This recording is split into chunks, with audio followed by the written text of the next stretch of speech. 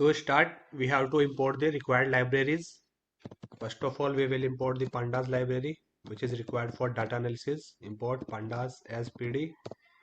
We will import seaborn library, which is required for data visualization. Import seaborn as SNS, and we will also import the matplotlib library, which is also required for data visualization. matplotlib.pyplot as plt, and next line matplotlib inline. I will run this, and all three libraries now imported in our Jupyter notebook. These are the comments for your reference. Here this last line is used to show the plots and graphs without writing the plt.show when we use the matplotlib library. We will see this feature when we will draw the scatter plot or other plots. Okay, now we will import our data set. Data equal to, and our data is in CSV file format. So I will use pd.read underscore CSV. Here I will pass the path of my dataset file. This is my data. I will copy its path from properties. We will go to security, and here we have the path. We will copy this and paste there like this. We will use a small r to remove the Unicode error. When I run this, the data has been imported successfully in this Jupyter notebook. We will do exploration of our data now. To have a look at our imported data, I will simply type data here because we have saved our data in this variable name data here. You can use any variable name here. So when I run this, this is our data set. It is containing 3333 rows and 21 columns. These are the rows 0 to index number 3332, and these are the columns state, account name, etc. There are total 21 columns. Now if we use our first simple command, head function. The head function is used to show top 5 records of our dataset. Data dot head. If I run this, it will show index number 0 to 4, means upper 5 rows of this dataset and all 21 columns. We can also use tail function to see the bottom 5 rows. Data dot tail. It will show bottom 5 rows, or you can say last 5 rows with their indexes, and here also there will be all columns, 21 columns will be shown. Here are the commands for the tail function and the head function. Next we have is info function. The info function is used to show the basic information about the dataset. Data dot info function. When I run this, it will show the information like this. First, it is showing that our data is in a data frame format. Next, it is showing range index, means there are total 3333 entries, and as you know, the index start from 0, so it is starting from 0 to 3332. Okay, next it will show our columns of the data set. There are total 21 columns as we see above, and all the column names are here. All 21 column names are here. It is also showing the count of non-null values in each column. Next, it will show the data type of each column. Here, if you see data types of each column, there is one column of Boolean data type, 8 column of float data type, and 8 column of integer data type also. And other 4 columns are of object, or you can say string data type. It is showing memory usage also in KB. So this is the simple use of info function to show indexes, column counts, each column name with its non-null values and data type. Non-null value means no missing value. The next command is shape command. The shape command is used simply to check the shape of our data frame. Data.shape. When I run this, it will show the number of rows and number of columns.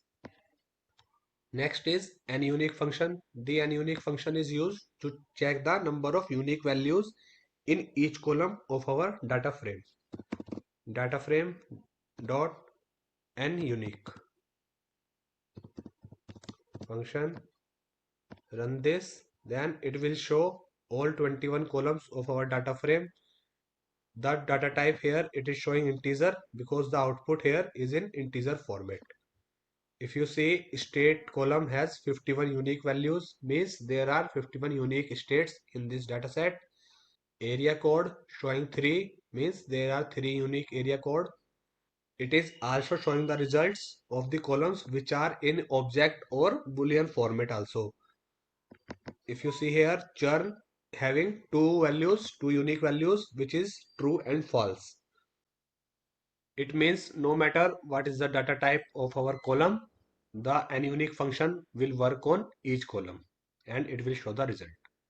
Next we have is columns command. The columns command is used to see the column names of our data frame. Data dot columns. It will show all the column names like this.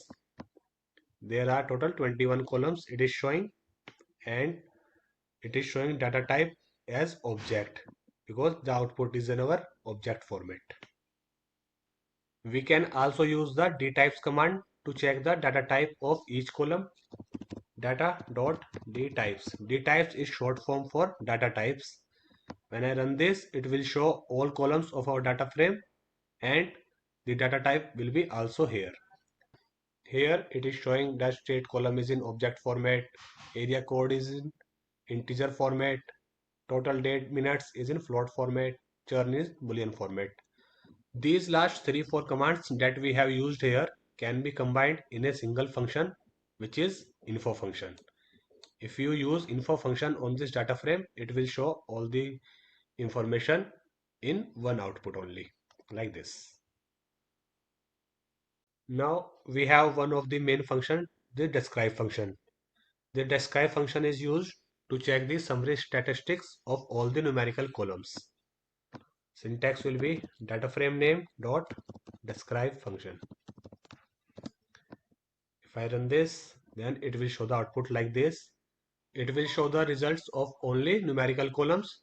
To check the results for categorical column, we have to use an additional parameter here. The describe function gives the summary statistics of all numerical columns. It checks for the extreme outliers and the large deviation, etc. And here it is showing the count, the mean, standard deviation, the minimum value, 25th percentile, 50 percentile, 75th percentile, and the maximum value against each column of our data frame. Percentile means how many values are less than the given percentile. We will talk about percentile in some other video. If we go through one by one, first we talk about the count. Then it is showing 3333 against each column, means there are no null values in any column. Next it is showing mean. It is showing the mean of each column. 101 is the mean value of account length column. Similarly 179 is mean value of this column, total day minutes. Next it is showing standard deviation 39, 42, 13 and all. Minimum value is the minimum value that is present in each column. In all these columns the minimum value is 0, and if we talk about the maximum value, this is the maximum value for each column, like this. So this is the use of describe function if you want to see the summary statistics of all numerical columns. Now if in any case if we want to see the result for our categorical columns, what we can do, we can simply use our describe function, and inside this function we can use a parameter which is called include. Include equal to object. Object here refers to the categorical columns. It gives the summary of all categorical columns. When I run this, it will show the output like this. It will show count, unique, top value and frequency of the top value. Okay. And here if you see, it is showing only categorical columns. The voicemail plan is also our categorical column here. International plan is also our categorical column. Okay. First, it shows the count of non-null values like this and unique values in each column. About the count and unique, we have already talked about. We will talk about top. This is the top value, or you can say it will arrange in alphabetical orders.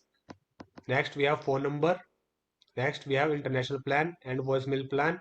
Here we have results in yes or no. So no, it is showing as the our top value. Next, it is showing the frequency. This value WV is present 106 time in state column, and in international plan the no is present 3010 times. Similarly, in voicemail plan no is present 2411 times. And while if we talk about phone number column, this phone number is present only one time. So that's how we can use the describe function. It is one of the most common function used in data analysis.